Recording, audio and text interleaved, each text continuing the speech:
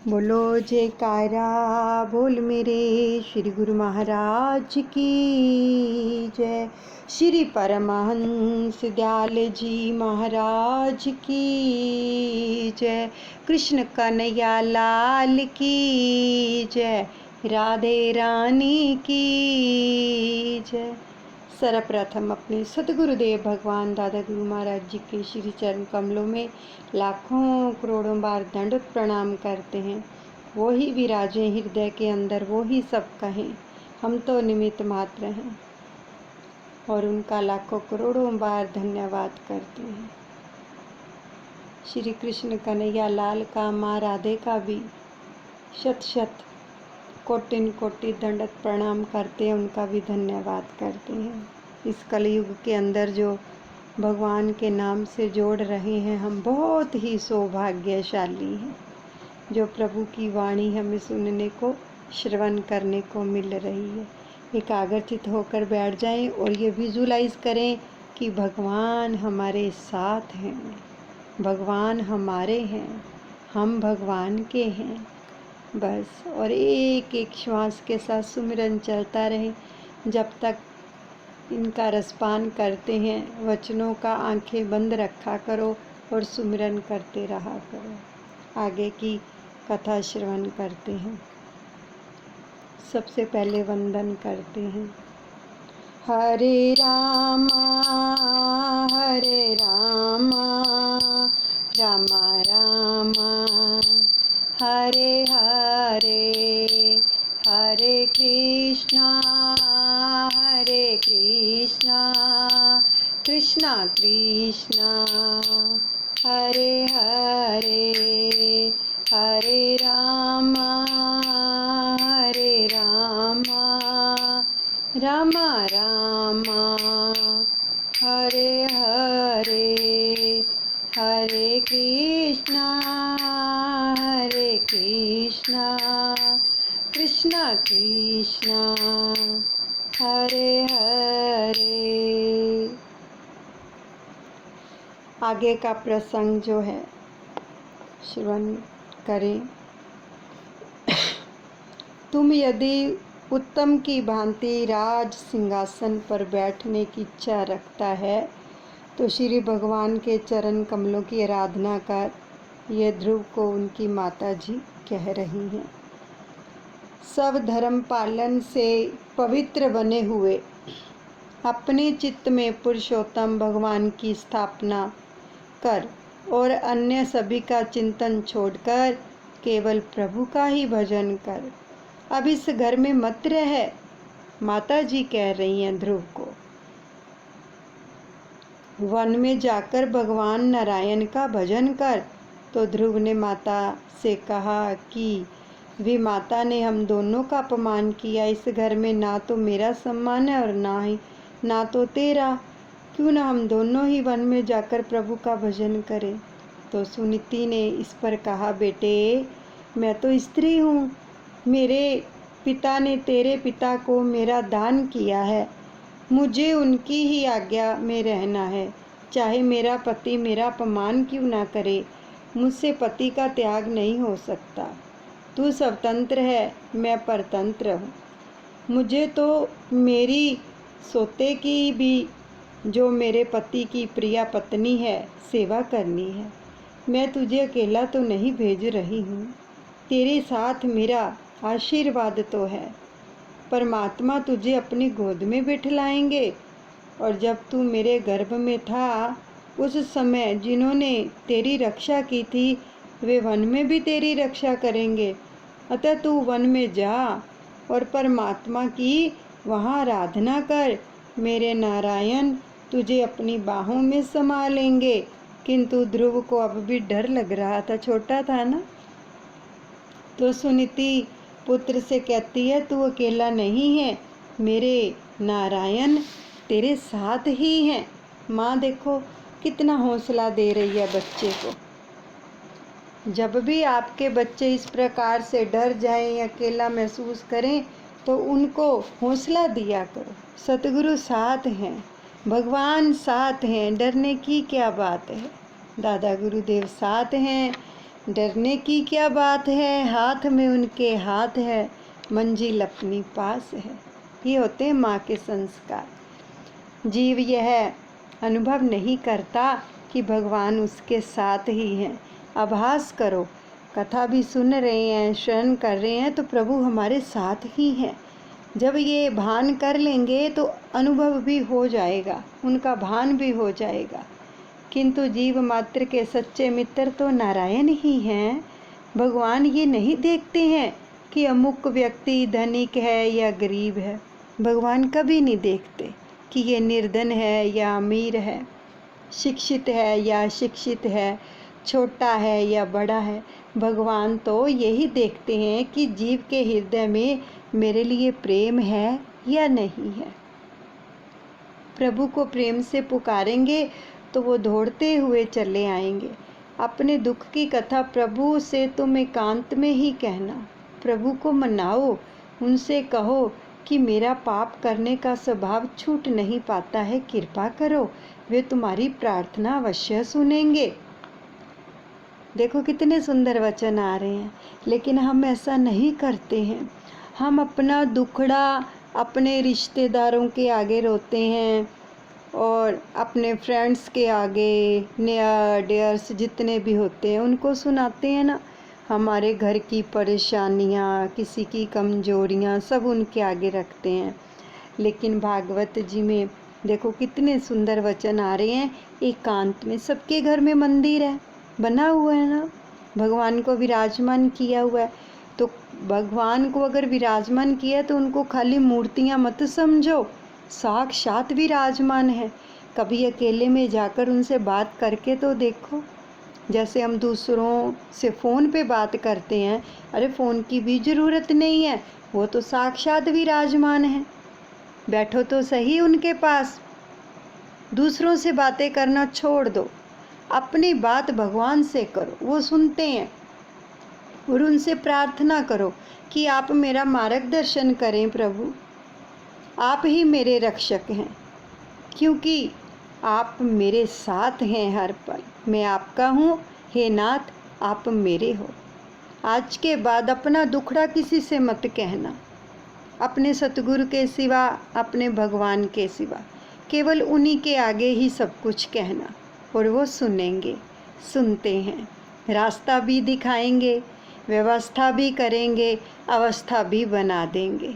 लेकिन शर्त ये है कि अपनी दुख की बात किसी से मत करना, केवल भगवान के सिवा। तो देखो किस प्रकार से रास्ता निकलता है। उनको बोलो, प्रभु मैं तो आप पर ही निर्भर हूँ, मेरा और कौन है आपके सिवा, आप ही तो मेरे रक्षक हैं, आप मेरी रक्षा कीजिए। कैसी भी परिस्थिति क्यों ना हो, सब उनसे कह दो। तो प्रभु दौड़े हुए चले आएंगे। अपने दुख की कथा प्रभु से तुम एकांत में ही कहना। कितने सुंदर वचन आ रहे। इनको ये नहीं कि हमने वचन सुन लिए हैं बस एक कान से और दूसरे कान से निकाल दें, इनको अपनाना है। देखो भागवत जी का पाठ रसपान करने का फ़ायदा तभी है जो प्रभु के वचन आ रहे उनको अपनाएं, पकड़ें उनको अच्छे से, इसमें प्रभु के बन जाएं। बस भागवत जी यही कहती हैं कि प्रभु के बन जाओ, प्रभु आपका योग क्षेम खुद करेंगे। तो ध्रुव को समझाते हुए सुनीति ने कहा, हाँ बेटे भगवान तुझे अवश्य मिलेंगे, दिल लगाकर भगवान का भजन करना। जैसे माताएं कहती है ना, तू फर्स्ट आएगा, अच्छे नंबरों से पास हो जाएगा, दिल लगाकर पढ़ा, दिल लगाकर पढ़ाई कर। ऐसे ही माँ बोल रही है कि दिल लगाकर प्रभु का भजन करना। भगवान भावना के भूखे हैं। ईश्वर को जो प्रेम से पुकारता है उसके समक्ष वे अवश्य प्रकट होते हैं। बिना आतुरता के भगवान नहीं मिलते हैं। आर्त होकर आरती करो। उपनिषद में ईश्वर ने कहा है कि यह जीव मेरा पुत्र है, अमृत तस्य पुत्र। मैं तो जीव को अपनी गोद में बिठलाने के लिए तैयार हूँ। कितने सुंदर वचन है। जैसे माँ अपने बच्चे को गोद में बिठाती है ना, ऐसे प्रभु भी कहते हैं, किंतु वह मेरे पास नहीं आता, नहीं जाते हैं हम तो दुनिया वालों के पास जाते हैं, फिर वहाँ से ही ठोकरें मिलती हैं, है ना। भगवान के पास जाएं तो सच में वो अपनी गोद में बिठा लेंगे हमें। श्रीनाथ जी ने एक हाथ ऊपर उठाया हुआ था, उसे देखकर एक वैष्णव ने उनसे पूछा कि आपने एक हाथ इस तरह ऊपर क्यों उठा रखा है। तो श्रीनाथ जी ने उत्तर दिया कि मेरे सभी बालक मुझे भूल गए हैं। मैं एक हाथ ऊपर उठाकर रोज उन्हें बुलाता हूँ, किंतु वे मेरे पास आते ही नहीं हैं। तो सुनीति ने सोचा कि बालक मेरी तो वंदना कर रहा है, किंतु विमाता की भी वह सद्भाव से वंदना करे तो उसका कल्याण होगा। अच्छी शिक्षा दे रही है माता उसकी। किसी के भी प्रति द्वेष रखकर ईश्वर की आराधना नहीं की जा सकती, और ऐसी आराधना सफल भी नहीं हो सकती है, क्योंकि उससे ईश्वर नहीं मिलते हैं। अगर हम दिल में कुभाव रखकर आराधना करेंगे, भक्ति करेंगे, साधना करेंगे, या मंदिर जाएंगे, गुरुद्वारे जाएंगे, आश्रम जाएंगे, लेकिन दिल में कुभावना होगी तो हमारा वहाँ जाना, फिर वो साधना सफल नहीं होगी। ये भागवत जी कह रही हैं कि आराधना सफल भी नहीं हो सकती। तो सुरुचि के प्रति मन में यदि यह रुचि कुभाव रखकर जाएगा तो यह नारायण का ध्यान नहीं कर सकेगा। माँ कह रही है कि मुझे तो सुनीति ने ऐसे बोला, माँ ने तो मैं उसके कारण ही वन में आया हूँ। ऐसा भाव हटाने के लिए वो कितना समझा रही है ध्रुव को। वह बार बार सुरुचि की बातें ही सोचता रहेगा। तो सुनीति ने ध्रुव को समझाया, तू मेरा सियाना पुत्र है, अपने पूर्व जन्म के फल के कारण ही तुझे अपमान सहना करना पड़ा है। तो किसी जन्म में तूने अपनी भी माता का अपमान किया होगा, अतः उसने इस जन्म में बदला ले लिया, है ना। उसको उसके दिल के अंदर उसके प्रति नफरत नहीं भरी है, बल्कि उल्टा उसी को दोषी ठहराया है कि तूने पिछले जन्म में कुछ ऐसा किया होगा, इसलिए ये बदला उसने लिया है ना। लाभ हानि, सुख दुख, मान अपमान आदि सब कुछ पूर्व जन्म के कर्मों का फल है। ज्ञानी उसे हंसते हुए सह लेते हैं, अज्ञानी रोते हैं। मत रोया करो, और ये समझा करो घर में भी अगर कोई वाद विवाद करता है तो सोचो अभी यही बात कि हमने पिछले जन्म में इनके साथ ऐसे बोलते होंगे हम ऊंची वाणी में, तभी ये हमारे साथ ऐसा बिहेव कर रहे हैं, है ना। इससे क्या होगा, हमारे मन में उनके प्रति द्वेष नहीं आएगा, है ना। तो उनको माफ़ कर दो, प्रभु से प्रार्थना करो कि इनको सद्बुद्धि दो। तो जैसे बीज बोया होगा वैसा ही तो फल मिलेगा। बेटे तू अपने मन में कुछ भी ना रखना, तेरी भी माता तेरे पिता को प्यारी है, तू क्या उसे प्रणाम नहीं करेगा। तूने जिस प्रकार मुझे प्रणाम किया है उसी प्रकार अपनी उस विमाता को भी प्रणाम कर जो तेरे पिताजी को प्रिय है। जो तू मुझे प्रणाम नहीं भी करेगा तो भी मैं तुझे आशीर्वाद तो दूंगी ही, किंतु तेरी भी माता तो तेरे प्रणाम करने पर ही आशीर्वाद देगी। तो उसकी वंदना करके तू जाएगा तो भगवान जल्दी प्रसन्न होंगे। अपने बेटे के दिल से द्वैत को ख़त्म कर रही है, द्वेष को ख़त्म कर रही है, ईर्ष्या और नफरत को ख़त्म कर रही है। सभी के आशीर्वाद लेकर वन में जाएगा तो परमेश्वर जल्दी कृपा करेंगे। तो जिस सुरुचि ने बालक का अपमान किया उसी सुरुचि की वंदना करने के लिए अपने पुत्र को सुनीति भेज रही है। धन्य है सुनीति, ऐसी सुनीति जिसके भी घर में होगी वहाँ कली नहीं जा सकता, यानी वहाँ पर कलयुग प्रवेश नहीं कर सकता। 5 वर्ष का बालक ध्रुव कुमार भी माता सुरुचि की वंदना करने गया। वह तो आसन पर अकड़ कर बैठी थी। ध्रुव जी ने उसे साष्टांग दंडवत प्रणाम किया। साष्टांग प्रणाम किया और सुरुचि ने पूछा कि मुझे वंदन क्यों कर रहा है। ध्रुव जी ने बताया, माता मैं वन में जा रहा हूँ, अतः आपके आशीर्वाद लेने के लिए मैं आया हूँ।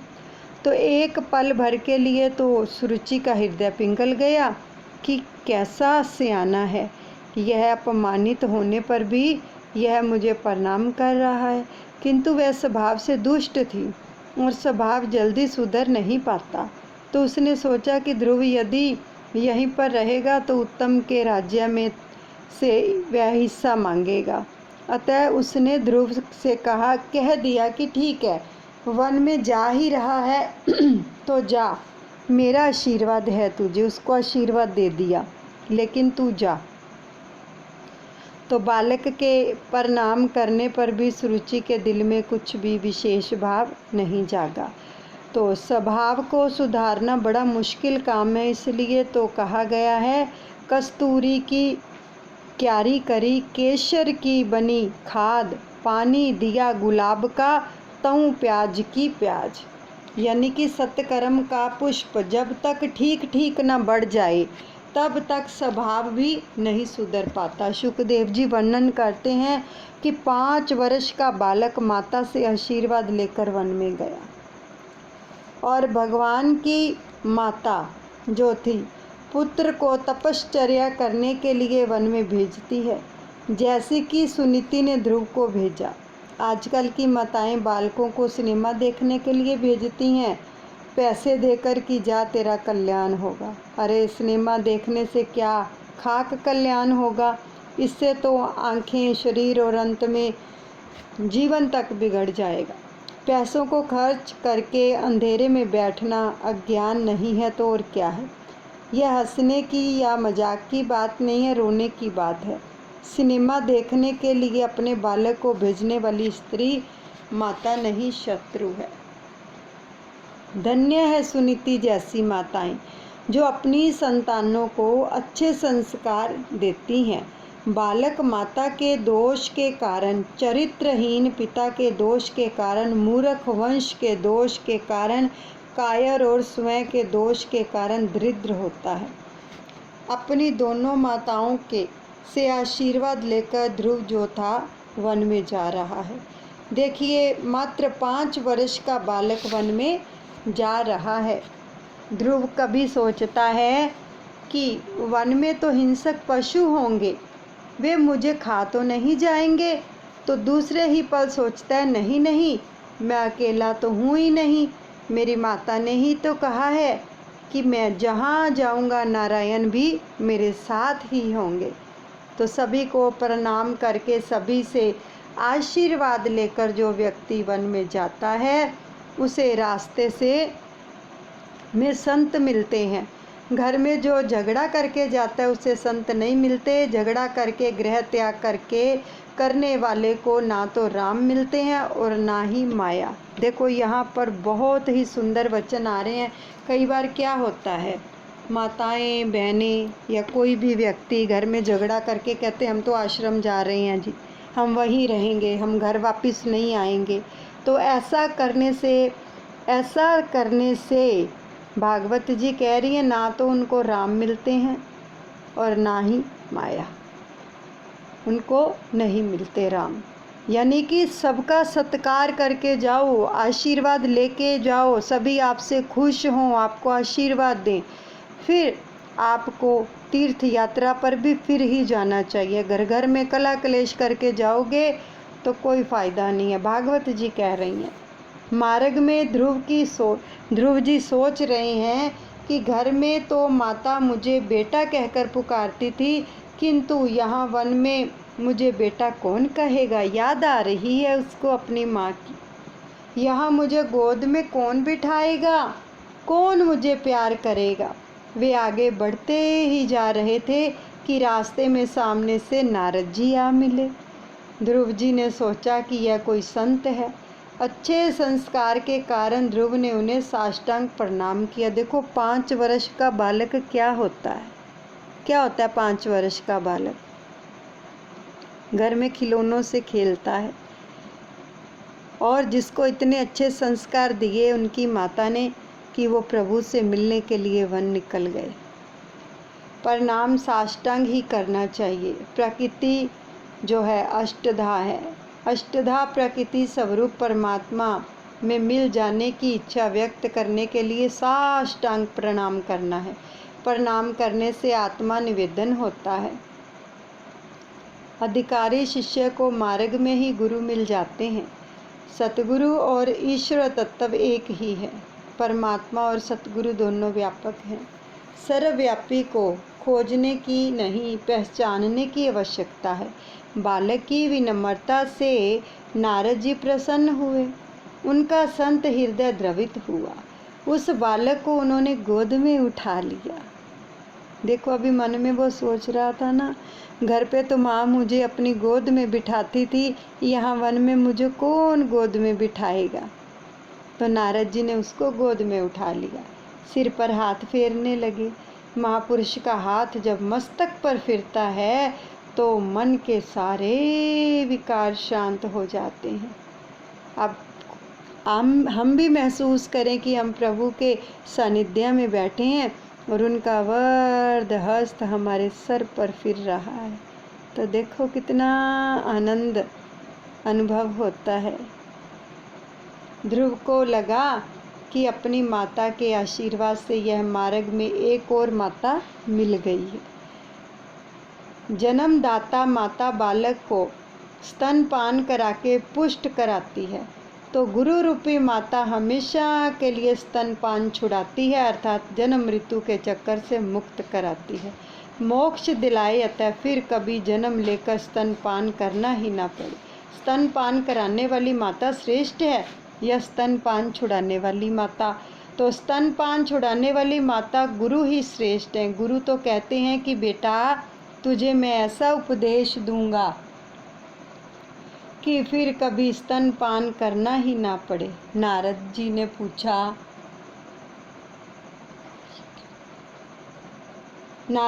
पूछा, बेटे तू कहाँ जा रहा है? ध्रुव जी ने कहा, भगवान के दर्शन करने के लिए मैं वन में जा रहा हूँ। मेरी माता ने बताया है कि मेरे सच्चे पिता तो भगवान नारायण हैं। मैं उन्हीं की गोद में बैठने के लिए जा रहा हूँ।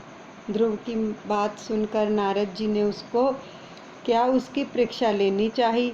सतगुरु परीक्षा लेने के लिए बाद ही जो शिष्य को उपदेश देते हैं। नारद जी ने उससे कहा, अरे भाई, अभी तो तू छोटा सा बच्चा है, यह तेरी खेलने कूदने की अवस्था है, प्रभु का जप करने की नहीं। और भगवान तो आगे मेरा विचार है कि साधारण पुरुषों के लिए ईश्वर को प्रसन्न करना बड़ा ही कठिन कार्य है। तू जिनकी कृपा की इच्छा कर रहा है वे तो दुराराध्य हैं। बड़े बड़े ऋषि कई जन्मों तक ईश्वर की आराधना करते हैं, फिर भी उन्हें ईश्वर नहीं मिल पाते।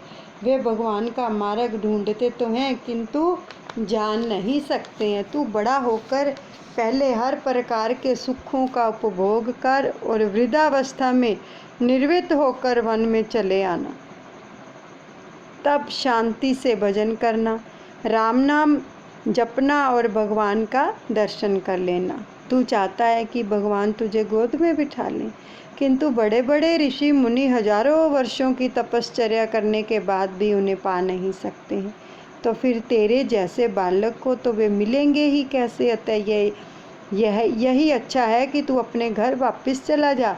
ध्रुव कुमार ने कहा, जी नहीं, जिस घर में मेरा अपमान होता है वहाँ मैं नहीं रह सकता। अपने पिताजी के राज सिंहासन पर बैठने का मैंने निश्चय किया है। इसी जन्म में प्रभु के दर्शन करने का भी निश्चय किया है। गुरुजी, आप मार्गदर्शन कराएं। ध्रुव का अटल निश्चय देखकर नारद जी ने कहा, जो व्यक्ति अपना कल्याण चाहता है और धर्म अर्थ काम और मोक्ष प्राप्त करना चाहता है तो उसके लिए एकमात्र साधन है श्री हरि के चरणों की सेवा।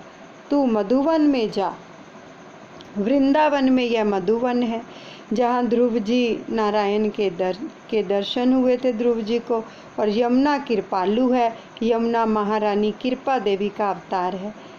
भागवत में कुछ ऐसे स्थानों का निर्देश है जहाँ परमात्मा अखंड रूप में विराजते हैं। मधुवन में श्री रंगम आदि में श्री रंगम में अनंत शयन पद्माभनम द्वारिका में भी भगवान विराजते हैं। उन्होंने द्वारिका त्यागी नहीं है। बोड़ाना की भक्ति अनन्य थी, अतः उनका एक स्वरूप जो था डाकोर आया था। गंडक नदी के किनारे पुलक ऋषि के आश्रम में भी उनका अखंड वास है, ऐसा भागवत के 5वें स्कंद में कहा गया है। वृंदावन में भगवान का अखंड वास है। यमुना जी तेरा ब्रह्म संबंध सिद्ध करेंगी, यमुना जी तेरे लिए सिफारिश करेंगी। अपात्र होने पर भी माता मानेगी कि तू उसका हुआ है, अतः वे कृपा करेंगी। नारद जी ने ध्रुव को आज्ञा दी, वत्स तेरा कल्याण हो। यमुना नदी के तट पर स्थित परम पवित्र मधुवन में तू जा, वह श्री हरि का नित्य निवास है। वृंदावन प्रेम भूमि है, वहाँ रहकर भजन करने में मन जल्दी शुद्ध होता है। वृंदावन दिव्य भूमि है, यहाँ जीव और ईश्वर का मिलन शीघ्र होता है। ध्रुव जी ने कहा और पूछा, वृंदावन जाकर वहाँ परमात्मा की आराधना किस प्रकार करनी है? नारद जी ने कहा, ध्यान करने से पहले मानसिक सेवा करना, चतुर्भुज नारायण की मानसी सेवा करना। उस समय मन की धारा कहीं टूट ना जाए, इसका ध्यान रखना। ईश्वर में मन सतत संलग्न रहना चाहिए। मानसी सेवा श्रेष्ठ मानी गई है। भगवान शंकराचार्य भी कृष्ण की मानसी सेवा करते थे। जो अपने पास कुछ नहीं रखते, वैसे विरक्त सन्यासी मानसी सेवा करें, वह उत्तम है। किंतु गृहस्थ के मात्र मानसी सेवा करने से कुछ नहीं बन सकता। गृहस्थ को चाहिए कि वह मानसी और प्रत्यक्ष दोनों ही सेवा करें। मानसी सेवा के लिए उत्तम समय है प्रातःकाल के 4 बजे से 5:30 बजे तक। किसी भी व्यक्ति का मुख देखे बिना सेवा करनी चाहिए। प्रातःकाल उठकर ध्यान करो कि तुम गंगा किनारे बैठे हो। मन से ही गंगा में स्नान करो। अभिषेक के लिए चांदी के कलश में गंगा जल लाओ और ठाकुर जी के जगने पर आचमन कराओ। मंगल के बाद माखन मिश्री की जरूरत पड़ेगी। और भोलेनाथ शंकर को कुछ नहीं चाहिए, किंतु कन्हैया तो सब कुछ मांगता है। फिर कृष्ण को स्नान कराओ। शंकर तो शीतल जल से स्नान कर लेते हैं, किंतु बाल कृष्ण तो उष्ण जल से ही स्नान करा। फिर ठाकुर जी का श्रृंगार करो। श्रृंगार ना करने पर भी कृष्ण तो सुंदर ही लगते हैं, किंतु श्रृंगार करने से तुम्हारा मन भी सुंदर होगा। अपने विकृत मन को सुधारने के लिए ही श्रृंगार करना है। श्रृंगार से ही समाधि सा आनंद मिलता है। श्रृंगार के बाद भगवान को सुंदर भोग लगाकर तिलक करो, आरती उतारो। उस समय तुम्हारा हृदय आर्द्र बनना चाहिए। और पद्म पुराण में आरती का क्रम बताया गया है। चरण, जंगा, वक्ष स्थल, मुख और उसके बाद सर्वांगों की आरती उतारी जानी चाहिए। आरती करते समय प्रभु दर्शन के लिए आर्त बनना चाहिए। भगवान के दर्शन करते हुए ध्यान करना है कि श्री हरि का धीर मन से ध्यान करो। जप ध्यान सहित होना चाहिए। कुछ लोग ऐसा भी होते हैं कि जप करते समय भी संसार का ही चिंतन करते रहते हैं। ऐसा करने के कारण जप निष्फल तो नहीं जाता, माना जा सकता है, किंतु जैसा फल मिलना चाहिए वैसा फल नहीं मिल पाता। इसलिए बार बार सबको निवेदन किया जाता है कि मन में सुमिरन चलता रहे, ध्यान प्रभु के चरणों में लगा रहे, हृदय के अंदर उनको विराजमान रखो। जप और ध्यान एक साथ होने चाहिए। जप करते समय जिस देव का भी तुम ध्यान कर रहे हो, उसकी मूर्ति तुम्हारे मन से हटनी नहीं चाहिए। जिसको भी आप अपना इष्ट देव मानते हो, सतगुरुदेव भगवान हैं, कृष्ण भगवान हैं, कोई भी आपका इष्ट देव है, उसकी मूर्ति मन से हटनी नहीं चाहिए। जीभ से भगवान का नाम लिया जाए और मन से भगवान का स्मरण किया जाए। आँखों से उनका दर्शन करो और कानों से उनका श्रवण। इस महामंत्र का तुम सतत जप करते रहो, भगवान अवश्य प्रसन्न होंगे। मेरा आशीर्वाद है, तुम्हें 6 महीने में भगवान जो हैं मिलेंगे। और किस मंत्र का जप करने के लिए बोला? नारद जी कह रहे हैं मैं तुम्हें एक मंत्र भी दे रहा हूँ। ओम नमो भगवते वासुदेवाय। इस मंत्र का जप करो। संचित प्रारब्ध कर्म को जलाने के लिए 3 जन्म लेने पड़ते हैं। गीता में भगवान ने कहा है कि कई जन्मों के बाद जीव मुझे प्राप्त करता है। बहुना जन्मान्विते, यानी कि विद्वानों ने यहाँ ऐसा अर्थ किया है कि बहु नाम अर्थात 3 जन्म अपने कर्मों के क्षय के लिए योगियों ज्ञानियों को 3 जन्म तो लेने ही पड़ते हैं। किंतु भगवान में वर्णित ध्रुव चरित्र में कहा गया है कि जप करने से 6 महीने में भगवान मिलते हैं। और ध्रुव जी ने कहा कि भगवत चरणों की छाया मैंने 6 महीने में ही प्राप्त की थी। यह सही बात है, तुम भी अनुभव करके देखो। किंतु जिस प्रकार ध्रुव ने तपश्चर्या की थी उसी प्रकार तपश्चर्या करो। साधना करने से सिद्धि प्राप्त होती है। ध्रुव जी ने कई जन्मों तक तपश्चर्या की थी। पूर्व जन्म में 6 मास में ही उन्हें परमात्मा के दर्शन होने वाले थे। उस योग के लिए अभी 6 मास बाकी थे। पूर्व जन्म में वे ध्यान कर ही रहे थे कि वहाँ पर राजा रानी आ गए। ध्रुव जी सोचने लगे कि इन राजा रानी ने जो सुख उपभोग किया है वैसा मैंने तो कभी नहीं किया। इस कारण से उन्हें राजा के घर में जन्म मिला। तो नारद जी अब उतानपाद राजा के पास गए। वियोग में भी को जो थे, वियोग में सभी को बिछड़े व्यक्ति के गुणों की याद आती है। उतानपाद पश्चाताप करते हुए बैठे हैं और ध्रुव के गुणों को याद कर रहे हैं। नारद जी ने सोचा चाहे जो भी हो जाए, किंतु यह मेरे शिष्य के पिता हैं, मुझे उनका भी उद्धार करना होगा। यह सुरुचि के अधीन हो गया है। यह जीव को वश में करेगा तो इसकी साधना सफल होगी। जीव पर काबू पाने में से सुरुचि का मोह कम हो जाएगा। उतानपाद जी ने नारद से कहा, राजा उतानपाद ने नारद से कहा, तुम 6 मास केवल दूध ही पीना, अनुष्ठान करना। ध्रुव जी मधुबन में आए। प्रथम दिवस उन्होंने अनशन किया, फिर 3 दिन एक आसन पर बैठकर ध्यान किया, केवल फलाहार ही किया। अन्नहार से रजोगुण की और फलाहार से सत्वगुण की वृद्धि होती है। दूसरे महीने में और संयम किया। एक साथ 6 दिनों तक ध्यान में बैठने लगे और तीसरे महीने में एक साथ 9 दिनों तक ध्यान करने लगे। फलाहार छोड़ दिया, केवल वृक्षों के पत्ते ही खाते रहे। भगवान को ये आसानी से थोड़ी मिल जाते हैं। भगवान के दर्शन करना आसान बात नहीं है। कितना देखो, कितनी भक्ति करनी पड़ती है, कितना परिश्रम करना पड़ता है, तभी इन सभी भक्तों को भगवान के साक्षात रूप में दर्शन हुए। इन्होंने परिश्रम कितना किया, पुरुषार्थ कितना किया प्रभु के लिए। धीरे धीरे संयम बढ़ाने से भक्ति भी बढ़ती ही जाती है। जिस विषय का एक बार त्याग किया हो उसमें मन इंद्रियों को फिर कभी नहीं लगने दो। और चौथे मास में केवल यमुना जल पीकर 12 दिन एक ही आसन पर बैठकर जप किया ध्रुव जी ने। और 5वें मास में जल भी छोड़ दिया। वायु भक्षण करके 15 दिन तक एक ही आसन पर जप करते रहे। अब 6ठा मास आ गया, यानी 6वां महीना। तो उन्होंने निश्चय किया कि जब तक परमात्मा नहीं मिलेंगे तब तक मैं आसन पर ही बैठा रहूँगा। और वे ध्यान जप में मगन हो गए। निश्चय अटल होगा तो भगवान अवश्य मिलेंगे।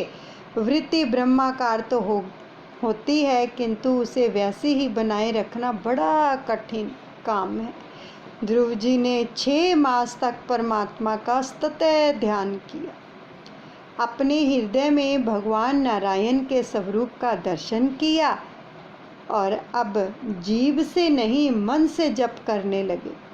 ध्रुव जी की तपश्चर्या से प्रभावित होकर देवगण ने नारायण से प्रार्थना की कि आप ध्रुव कुमार को शीघ्र ही दर्शन दीजिए। तो भगवान ने देवों से कहा, मैं ध्रुव को दर्शन देने नहीं, उसका दर्शन करने के लिए जा रहा हूँ। देखो, जो भगवान का सिमरन करते रहते हैं हर वक्त, प्रभु ने क्या कहा कि मैं ध्रुव का दर्शन करने के लिए जा रहा हूँ, दर्शन देने के लिए नहीं।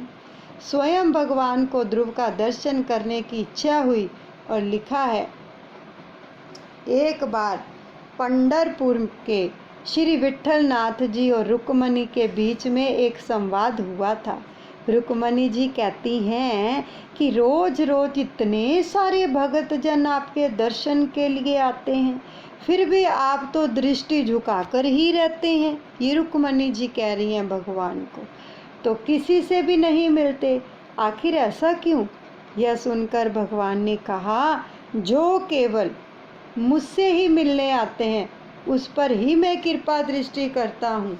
लोग मंदिर में कौन कौन से भाव लेकर आते हैं वह सब मैं जानता हूँ। मंदिर में सभी लोग अपने लिए ही कुछ ना कुछ मांगते हैं, मुझसे मिलने के लिए तो शायद ही कभी कोई आता है। जो मात्र मुझसे मिलने के लिए आता है उसी से मैं नज़रें मिलाता हूँ।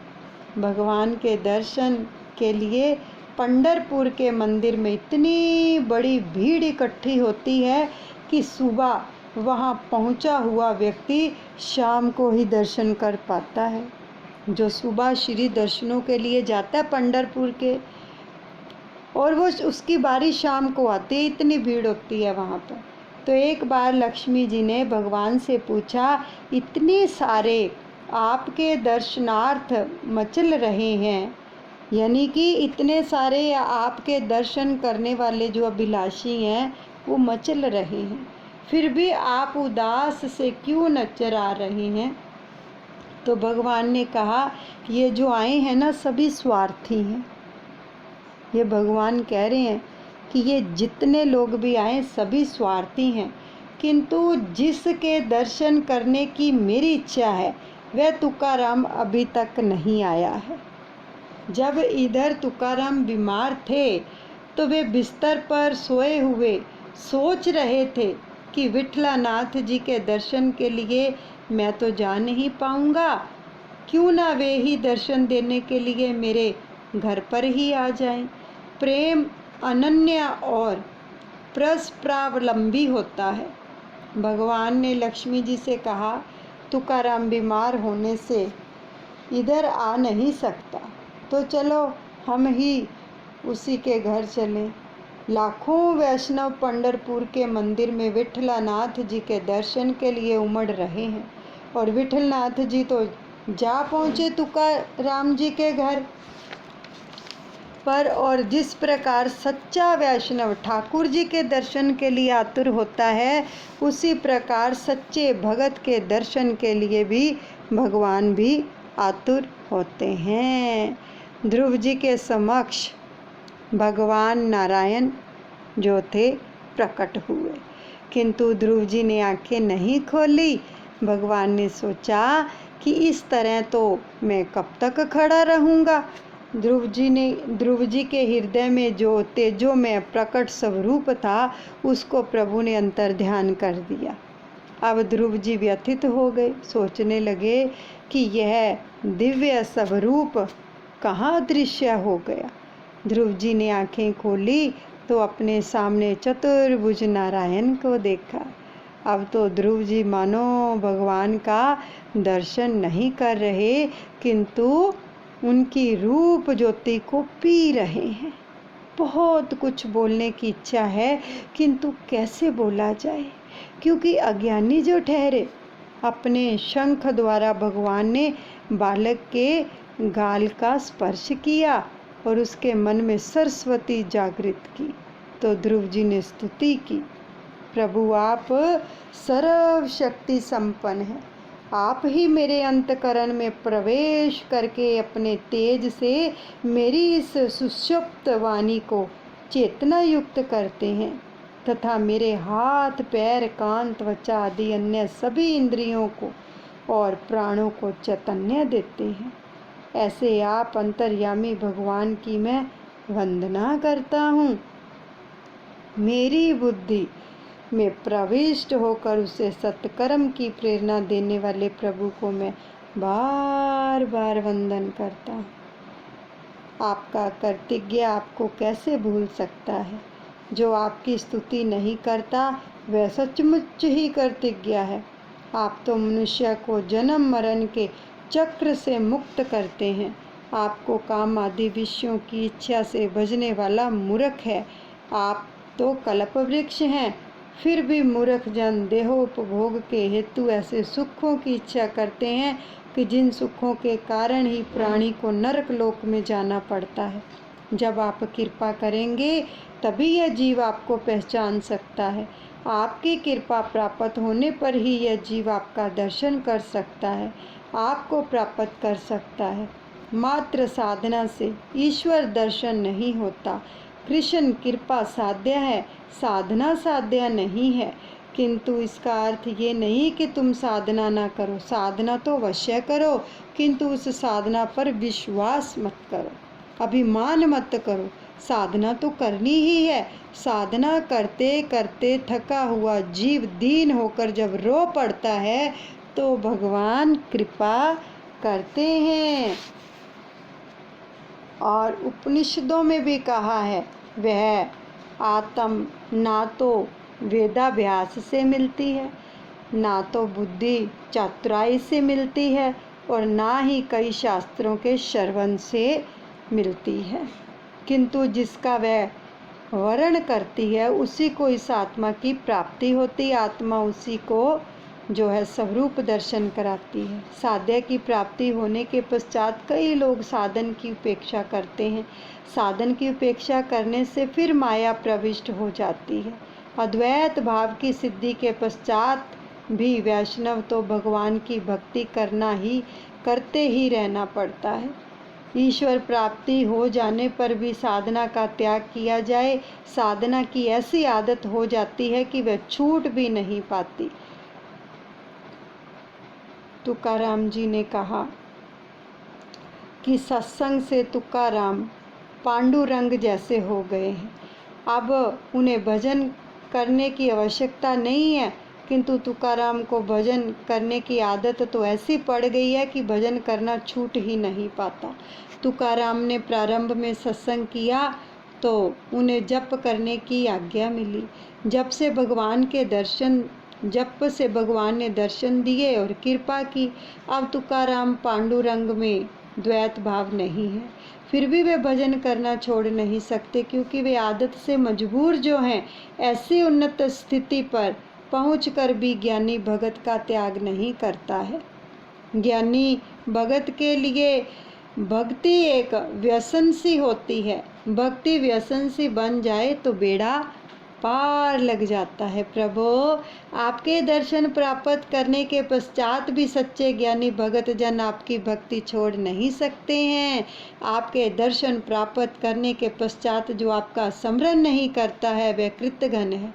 सुखदेव जी से राधा कृष्ण का ध्यान एक क्षण मात्र के लिए भी छोड़ने को कोई कहेगा तो वे ऐसा नहीं कर सकेंगे। अपरोक्ष साक्षात्कार करने के बाद भी भजन छोड़ा नहीं जा सकता। भजन को तो छोड़ना ही नहीं है। श्वास श्वास से रटते रहो कि कोई श्वास खाली ना जाए।